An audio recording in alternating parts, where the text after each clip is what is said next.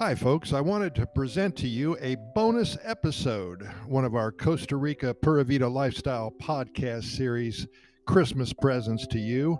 Let's talk about something sweet for a few minutes.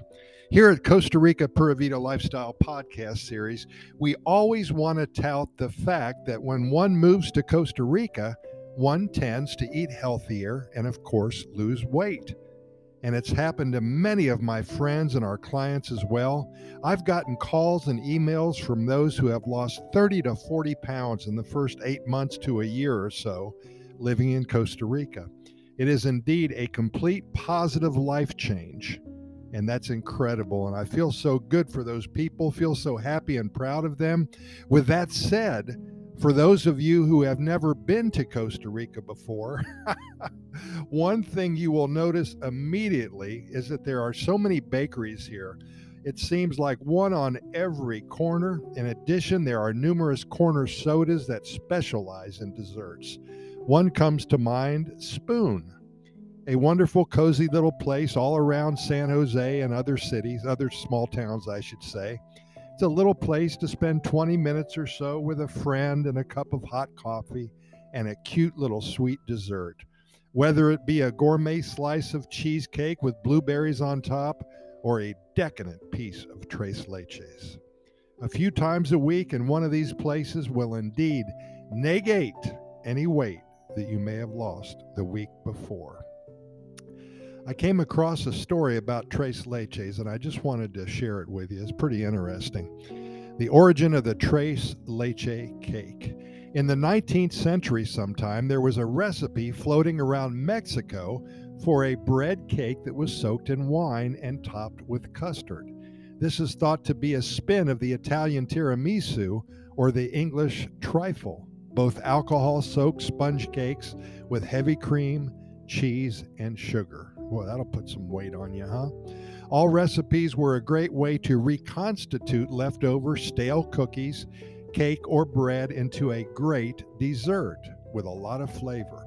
With the European influence in Mexico during the 19th century, it goes with little explanation why these soaked recipes became popular in the New World using European ingredients like custard, bread, and wine.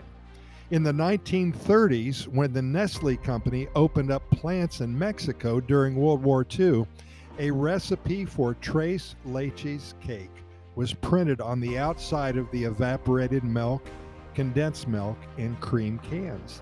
Nestle is held responsible for taking the Tres Leches cake mainstream and to Costa Rica. All recipes in Mexico use a combination of evaporated, condensed, and cream in their recipe. Even today, it is this combination that makes it so irresistible and desired by both visitors, fat and skinny, and locals in moderation. Hey, just wanted to remind you that when you go to Costa Rica, take it easy, try to eat healthy. You know, there's so many tropical fruits there, and you tend not to eat as much red meat when you're there either. There's a lot of chicken.